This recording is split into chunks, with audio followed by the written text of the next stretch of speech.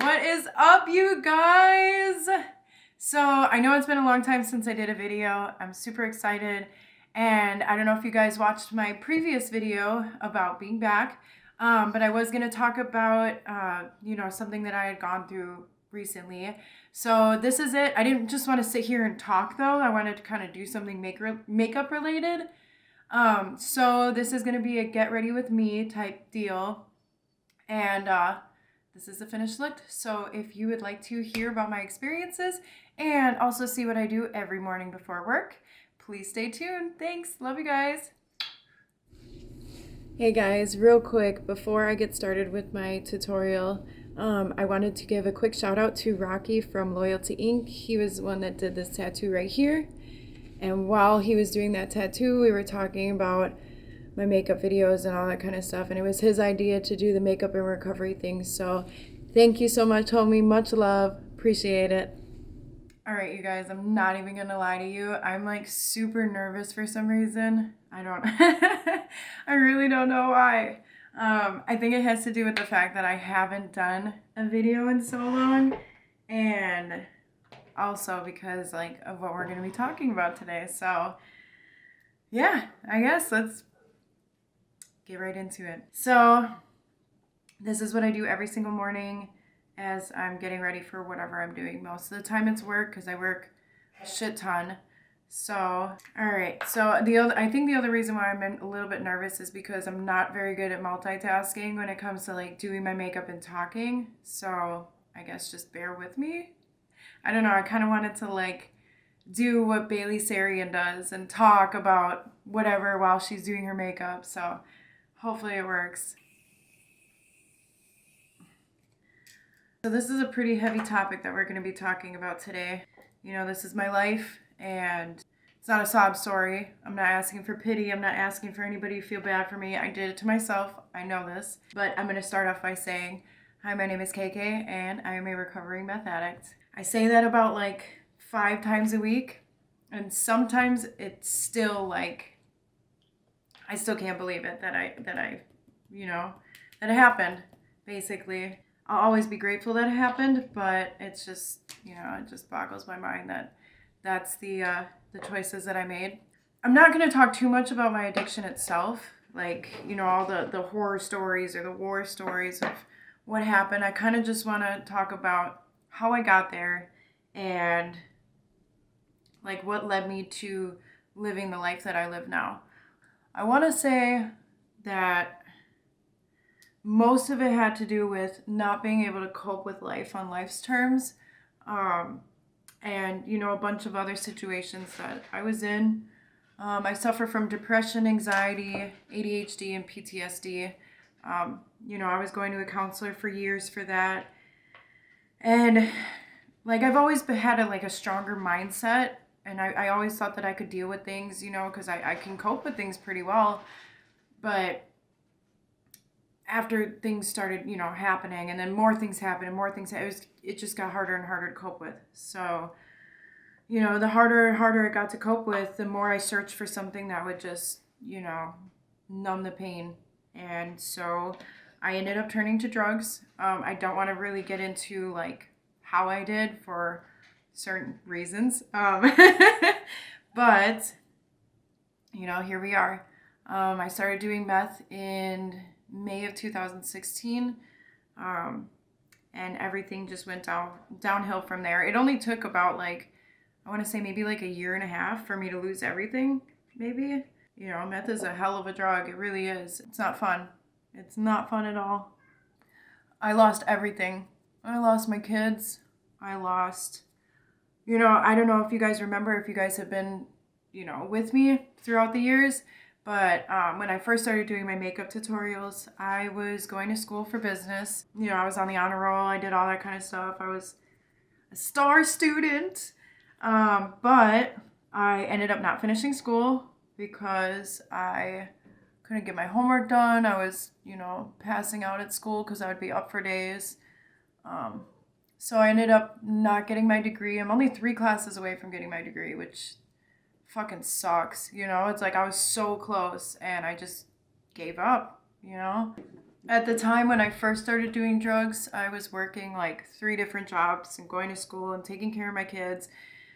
And not only did meth like numb the pain that I was, dealing with, but it also kept me awake so that I could try to get my homework done, try to get my cleaning done, try to do my jobs. I thought that I was achieving something, but it really wasn't. Like, I literally lost everything. I lost my job. I lost my schooling.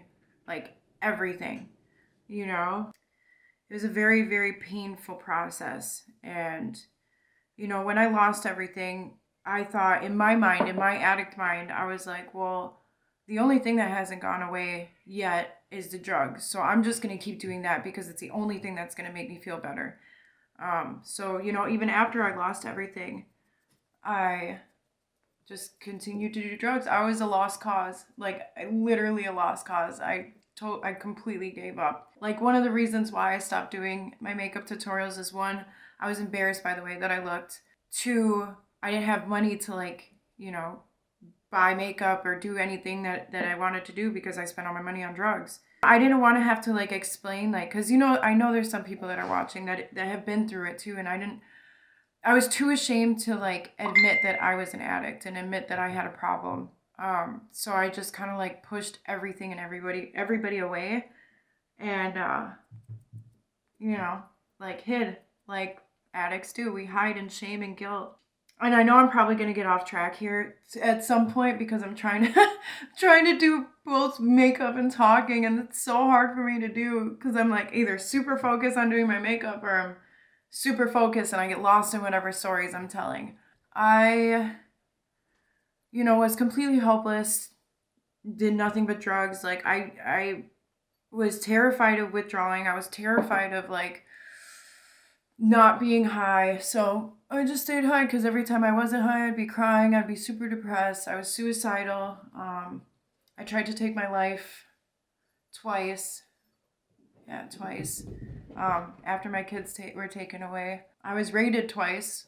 That is something that I wish upon nobody. It is one of the scariest situations ever. I'm not going to get into the details of that either. So, basically my life was a living hell and I didn't know how to change it. I just kept digging myself deeper and deeper and deeper into this hole. Half of me wanted people to feel bad for me and half of me wanted somebody to just pick me up and save me.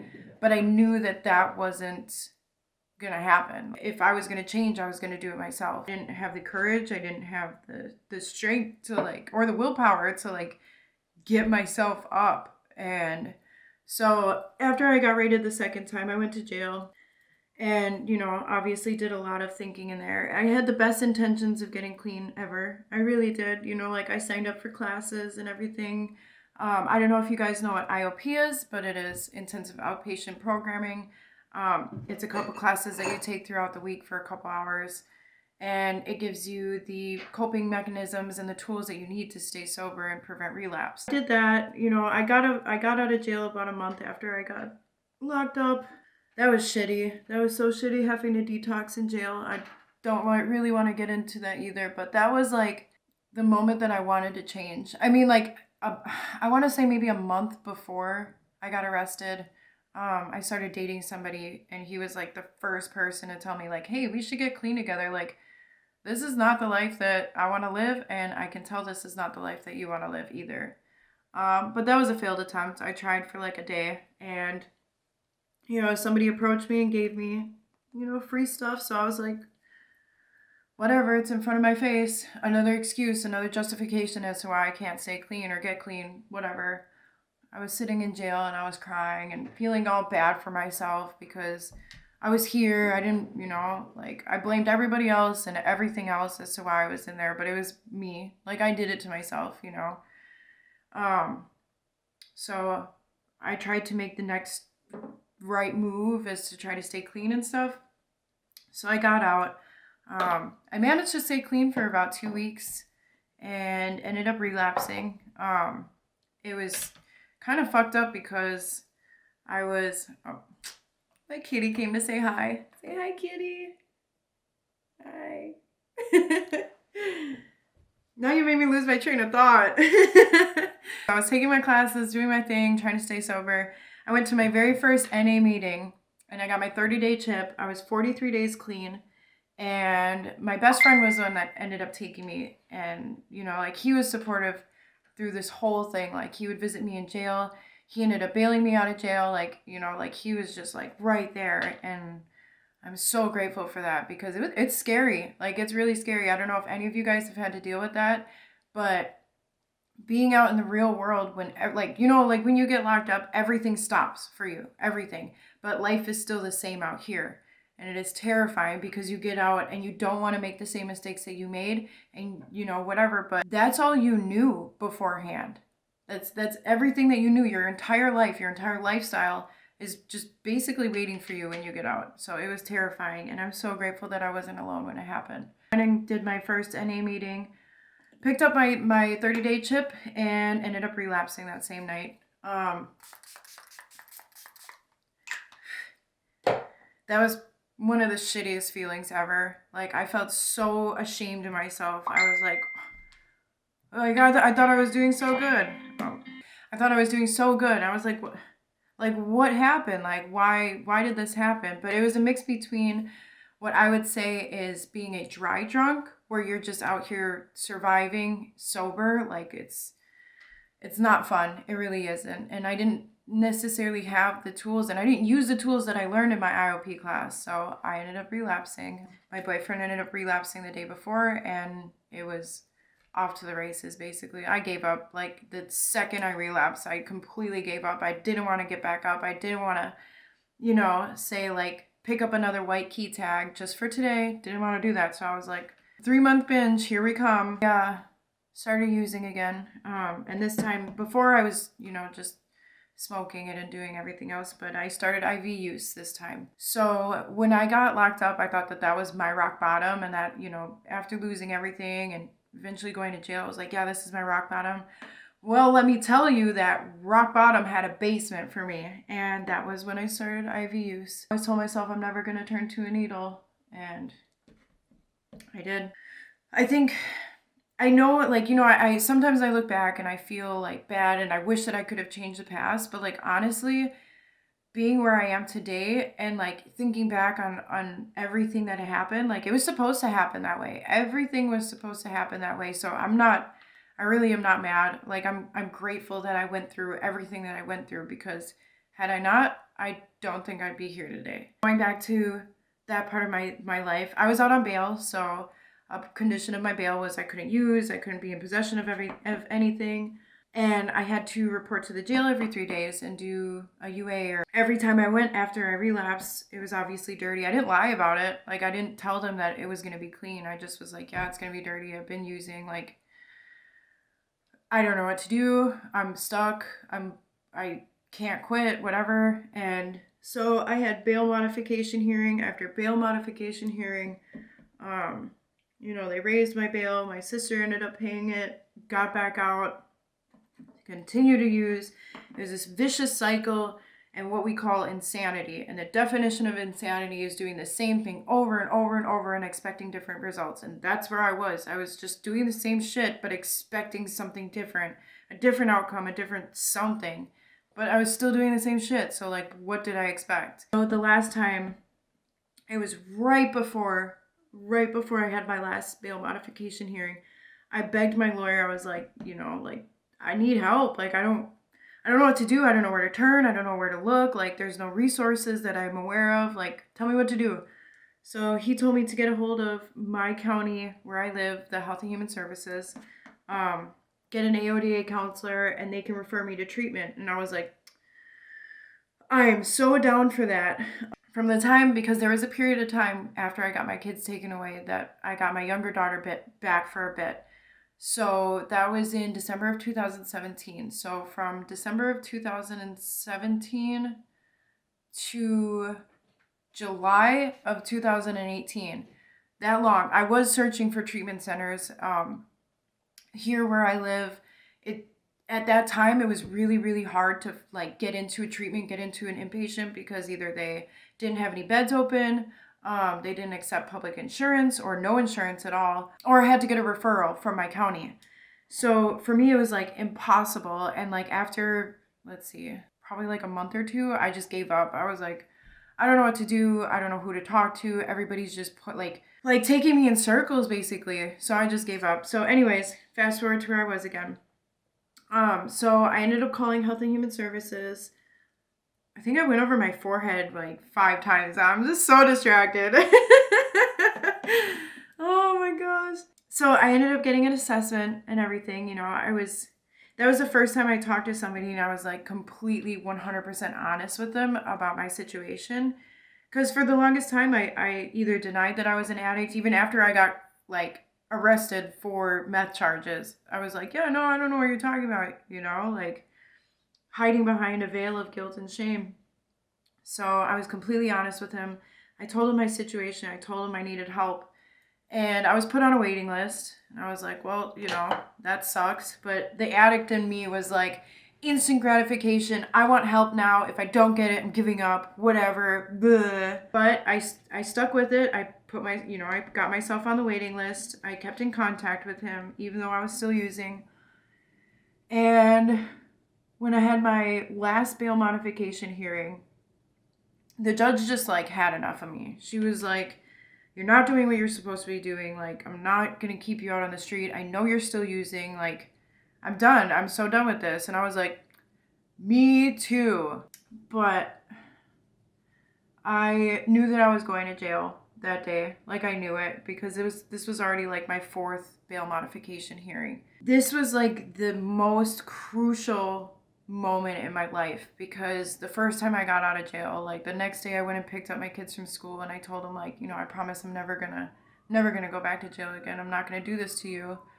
And having to tell my kids like the day before my court that I was going back to jail was the most heartbreaking and the most like, I couldn't, like, it was just, you know, seeing their faces and seeing that I was the cause of their pain, like, that was the most difficult situation I've ever been in my life. Yeah, I ended up getting arrested, and this is what I'm talking to you guys about. Okay, so everything happens for a reason. And like I said just a little bit ago, that had all this stuff in the past not happened, I wouldn't be where I am today. Well, the day I went to court was the day that I got a call, or my lawyer got a call saying that I got accepted for an interview for the treatment center and that they had finally accepted a referral from the county that I was in to go into residential treatment. So the judge was like, well, we're still going to place you in custody. We're still going to do all this. But if you get accepted into treatment, we will make your bail a signature bond instead of the $5,000 that it was or whatever it was. And we will only release you if you go to treatment. So I was like, okay. And of course, half of me was like, well, I just want to get out. Like, I don't care. I'm not going to take this seriously, whatever.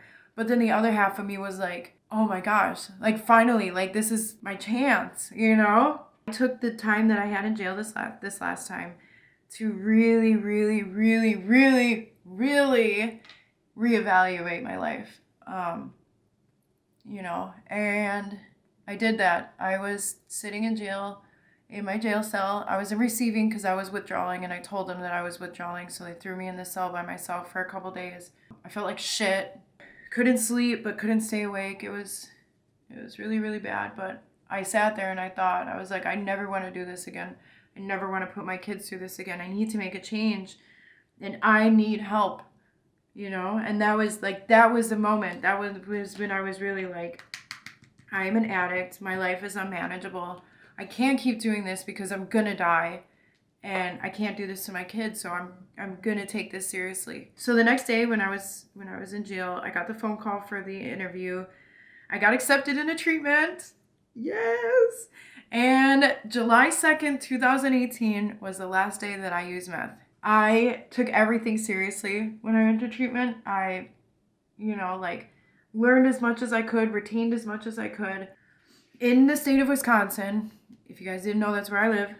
In the state of Wisconsin, there is a very, very, very, very limited resources, and you're very lucky if you get a bed at a residential treatment center. I was like, dude, like if I got picked, it was obviously for a reason. I did that. I successfully discharged, ended up coming back to sober living here where I live. And it was a very lonely time for me, I want to say. My best friend was in jail. You know, I didn't really have much contact with my other best friend because I pushed him away when I relapsed. I was like, you know, I don't want to put you through this. I don't want you to see this. Like, you worked so hard to like keep me clean, and you know, I just turned around and ended up using anyways. Actually, no, I take that back. I was talking to him because he ended up getting me a job right after I got into sober living. So totally take that back. I pushed him away when I was using though. So, you know, I had a job. I was doing what I needed to do. I used my sober living house as like a safety net. So like we had a curfew. So obviously I couldn't really do anything. I mean, I probably could have, but I had a lot on the line, and I didn't want to fuck up. So took everything very seriously, went to work. But it was a very lonely experience because all my friends were either still using, in jail, or, you know, just not around. And like everybody kept telling me like, oh, you know, this is your time for you. This is, you know, when you need to be selfish. But I'm a very codependent person and a very social person. So I love people. I love being around people. I love feeling like loved, basically. And I don't think there's anything wrong with that, but it can be problematic, and I totally understand that. But you know, I made the best of the situation that I was in. So after 3 months of being in sober living, I successfully moved back into my house. I've had to deal with a lot of stuff since I've gotten out and since I've gotten clean, but I'm very proud of the fact that I stayed clean. I ended up getting my kids back, and that was like, you know, it's awesome. So I kind of want to like go over my recovery now because we went through all that process, that messy process of getting clean. So I'm going to talk about staying clean now. When I first got clean, I was kind of like doing what I did when the first time I got out of jail, where I was just like a dry drunk and I was just trying to survive sobriety. But I didn't have any like purpose. I didn't have any meaning. I was just trying to fucking survive and be a normal human being. And it was really, really overwhelming. It was super, super overwhelming. And it was depressing, and it was just irritating. I was like, well, like if being sober means being like depressed, then like what is the point of even being sober? Like, this is not fun. This is not cool. Like, I don't want to do this. So I had to find something that made me feel fulfilled. And I didn't find that until about a year after I got clean. I went to meetings, you know, here and there, like early in recovery, just because it was mandatory. Like, I had to go to meetings, otherwise I was going to go back to jail. I don't want to go back to jail, so I went to meetings. But they opened a heroin anonymous meeting, and mind you, I've never done heroin in my life. But my significant other is a recovering heroin addict. A lot of my friends are recovering heroin addicts, so it was an open meeting, so like any addict was welcome. So I went, and a friend was running it at the time. So I didn't really have too high of hopes, but let me tell you how quickly my mind changed. And it might have been just the fellowship and like the fact that I knew the people that were there, and like, you know, people that I used with in the past were there, and they were clean and they were sober and they were spreading the message. I don't know what it was, but I ended up really getting into the 12-step community, and I ended up starting a meeting of my own. From there, like, I can't even describe the feeling of like what that felt like, where it was just this, and we call it like, you know, like a spiritual awakening. And it really was like my life went from depressing and drab and black and gray and just like not what I wanted to live, even though I was sober, to like this whole different feeling, this feeling of purpose, this sense of like community and belonging. And it was just amazing. So, you know, I still run the meetings today. I run about like 4 meetings a week, and I go to 2 others. So I'm at like 6 meetings a week, which is awesome. Never thought that I'd be doing this, but you know, it's what keeps me clean. It's what keeps me sober. So from there, actually, I'll rewind again. I met somebody when I was going to the HA meetings who had the same ideas and the same mindset to like start a meeting of our own. So we did that together. We started the very first Crystal Meth Anonymous meeting in the county that I live, which was a huge, huge stepping stone for the recovery community. Still run those today. Still doing awesome. I love it so much. And just took off from there. Like from there, all these opportunities opened up. Before I got into this whole addiction thing, I thought I knew what I wanted to do. You know, I was passionate about makeup. I was passionate about school and, you know, like having a good career and doing all this. But I really want to be completely honest with you guys. Like, I was not happy. Now, today, like doing the stuff that I'm doing, I work as a peer recovery coach, and, you know, I do all these other meetings and stuff, and I'm really, really tied into the recovery community. I have never, ever, ever, ever, ever felt so like I was in the right place than I have right now. Like, I really don't see myself doing anything else but this for the rest of my life. Sense of belonging and the sense of the fact that, like, I feel like I'm making a change in my community and trying to do the next right thing. I just, there are no words. Like, I am, man, just like so happy to be where I am right now. I love my job. I love what I do. Guys, I know I was like all over the place, all ADHD, but you know, and life is just good. And in the 12-step program in AA, they talk about the promises. And the promises talk about, you know, like free from financial burden and, you know, all this other stuff. Like, I don't want to get into it because I don't remember it still. I don't want to pull out my big book and be like, you know, according to this. But I could see the promises unfolding in front of me. Like, as I stayed clean and as I strive to be a better human inside and out, I could see the promises working for me. Life is good. I love it. I've had to deal with some pretty intense stuff since getting clean. Now, I have lost many friends this past year to drug overdose. You know, part of me really wanted to use when situations like that happened, especially when my best friend passed away. It wasn't the first thing that came to my mind. I was more just in shock.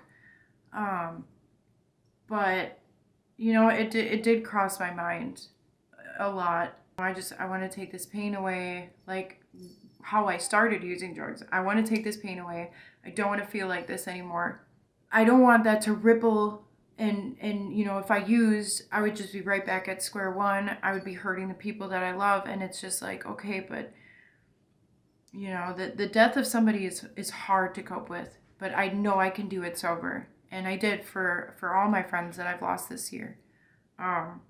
You know, it's really hard to deal with sometimes. And I was just telling my fiance that I need to go back to counseling. I'm not afraid to say any of this anymore. Like, I know that I need help. I know that I can't deal with life on my own sometimes, but I'm not going to use, and I'm going to find the right resources so that I don't have to use. But I got through it sober. I got through it clean. And I'm pretty grateful for that. I do miss my best friend so much. Like, he was the one that bailed me out and helped me get on the right track every single time that I got out of jail, and every single time, you know, like, we were best friends for over 13 years. And I know I'm getting off track, but I really want to talk about this because it has affected my life really bad. I mean, we did everything together for the past 13 years. We went to school together. We've done our bad shit together. But we've done a lot of good together, you know, and his daughters are my goddaughters, and my daughter is his goddaughter. And, you know, he was the only person in my life that I could count on, like, completely, like 100%. So losing somebody like that was very difficult. And, you know, I would honestly give anything to have him back, but that's not how life goes. So I carry him with me every day. This is him. This is John. He's one of the reasons, or, you know, that whole situation was one of the reasons why it took me so long to get a video out. You know, there's other reasons too, and some excuses as well, but I don't know if any of you guys follow me on Instagram, or for the people that do follow me on Instagram, you guys know that I was going through this situation, and I had to step back for a little bit because I was losing myself for a while. I was just not in the right place mentally or emotionally. And I don't want to say that I'm 100% okay, because I'm not, and that's why I'm going to go talk to a counselor.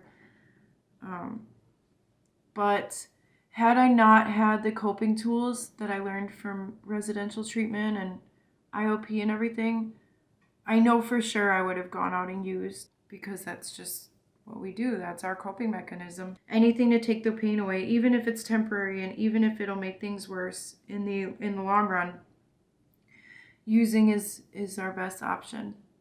But anyways, I miss my best friend and I loved him so much. I also want to honor him by talking about him and, you know, sharing his stories and stuff. He was amazing. He brought so much light into my world, at least. He definitely shaped me to be the person that I am today. You know, like, I can think back to how many times I felt lost, or how many times, like, you know, even just like the littlest things for advice or anything, or like any spontaneous adventure that I wanted to go on. He was the first person I called, and vice versa. Anything that he went through, or anything, you know, the good, the bad, the horrible, the awesome, I was the first person he called, you know? It was amazing, and I'm very lucky to have had somebody like that in my life. You know, that's very rare, and I'm grateful that I had found it for the time that I had with him. I'm grateful that I was his best friend and he was mine. So, moving on to a different subject. Good things that happened in my life. I stayed with the person that I was with, that we talked about getting clean together. Still with him. We'll be together for 3 years in February. He proposed to me on Christmas. And, you know, we're both in recovery. We're both staying clean and sober and living the clean and sober life together, and it's pretty freaking awesome, you guys. So I'm truly grateful for that. He's an amazing person. I love him so much, and I can't wait to spend the rest of my life with him. I am going to finish my eyebrows because I really cannot talk while I do my eyebrows, so I'm going to finish my eyebrows real quick and then come back and then we'll wrap this up. All right, you guys, I'm back. I'm sorry, I just cannot talk and do eyebrows at the same time. So we're just gonna move on, and we're gonna move on to the me helping you guys. You're not alone. If you're going through the same situation, you are not alone at all. Like, I promise you, there are so many people out there that have gone through the same thing and that are going through the same thing as you. And if any of you guys are on my Instagram, I'm gonna link my Instagram handle below. But my inbox is always open. I'm here. Like, I really want to let you guys know that you are not alone. You matter. You are loved. And just because you are going through this does not make you any less of a person. With that being said, kind of want to share some coping mechanisms and maybe some tools that you can use if you're struggling the same way that I was. If you're struggling with cravings or urges to use, a lot of things that I found helpful was distracting yourself with music or art or something, just anything. Get yourself out of the house, take a walk. If you have a dog, take your dog on a walk, go to the park. If you live in a shitty place like I live and you can't go outside 9 months out of the year, you know, find something that you really like to do that brings that spark to you, or something that you can just get lost in. Because cravings they don't last forever, and you don't have to cave in. That you can find something to do, or you can reach out to somebody and, you know, get through it. Definitely reach out to people, reach out to, you know, family or friends, or somebody in the community that you talk to. Go to a meeting, even if you don't know anybody and it's super like overwhelming, you have a lot of anxiety about it. I know the hardest thing about doing that is walking through those doors, but I promise you're going to find exactly what you need there. When I first got into recovery, like, I know that one of my tools that I really loved doing was makeup. Obviously, I could get lost in this shit forever. I had a really hard time, like, actually bringing myself to do it. Like, I don't know what it was. Like, I don't know if I was just scared to, like, you know, or like, I think the other thing too is, like, I felt like I was a completely different person. So I felt like doing things that I did before my addiction was like, I don't know. It was really weird. It took me a while to, like, actually get my makeup out and actually, like, start to do it. And, you know, the other thing is, go easy on yourself. Like, it's not gonna all come back at once. You're not gonna feel like a normal person right away, but, you know, just take it easy. It'll come in time. And everybody's different. Everybody has a different path to recovery. A couple things that really helped me stay focused and stay, on track and help me with cravings, because I've been clean for 2.5 years now. Yay. But I still struggle, I still struggle with cravings and wanting to use, and like it's always there. Sometimes I have using dreams. Sometimes I wake up in a really bad mood, or I'm having a really bad day, and like I just, I want to go back out there, but I'm not going to, but I want to, I'm human. I'm not perfect. But I listen to a lot of Juice WRLD. I love Juice WRLD so much. He helped me through like the worst part of my addiction. And I know it sounds cheesy, but I really do think that he saved my life in a lot of different ways. I listen to his music every day. It really does help. Because he struggled with the same thing. He struggled with addiction and depression and anxiety. And, he was a human being too. And being able to connect with an artist and have somebody that can like put into words what you're feeling when you can't put into words, like that's what I found in Juice WRLD, so that helps me a lot. I also really like to do anything that I can get my hands on. Like I'm really artistic, so I do a lot of art stuff, do makeup on a daily basis. I draw. I got kind of into tattooing, so I've been doing that. So just basically, I don't even want to call it an escape. Like it does help you like escape your own mind sometimes, but like to me they're coping tools. On to the resource section of what I wanted to talk about. So if any of you who are listening live in Wisconsin, I have a bunch of resources. I'm going to list, there's going to be a lot of information in this description box, but I'm going to be listing a lot of different resources for help for addiction and recovery. I have also been looking into other states as well, just so that I can have like a broad understanding of like the recovery community. There are plenty of websites if you're into like going to meetings. Like there's an AA website, an NA website, a Heroin Anonymous, Crystal Meth Anonymous, Cocaine Anonymous, Gamblers Anonymous. There's so many different types of meetings that revolve around the 12-step program. They're available online and in person. They have tons of different resources, tons of different websites. If you're not really into the meeting scene, but you want to like, find support, there are tons and tons and tons of Facebook groups out there that can really help you. I know that there's no way in hell that I'm going to be able to give you guys all the resources, but I can give you as many as I possibly can. I do want to make a really important PSA though. Like I'm so adamant about this, and I'm so like, all for it. So in Wisconsin, it's been like this probably for like a year and a half now. Because the rate of overdoses, and I know this is nationwide, because the rate of overdoses is so high because of the prevalence of fentanyl and carfentanil in drugs, and more than just heroin. It's in meth, it's in cocaine, it's in even marijuana. Like it's in everything, and it's very scary. And so because of the rate of overdoses are increasing, you can get Narcan or naloxone or whatever you want to call it. You can get it without a prescription here in Wisconsin. You just have to call ahead or whatever. There's also a lot of resource centers that do provide it. So please, like if you are in addiction, or if you have friends or loved ones that are currently struggling with addiction, please try to get your hands on Narcan. I promise you, it has saved so many people's lives. It has saved, some people that I love very dearly. It saved their lives. It's if you have insurance, it's either free or it costs like a couple bucks to get.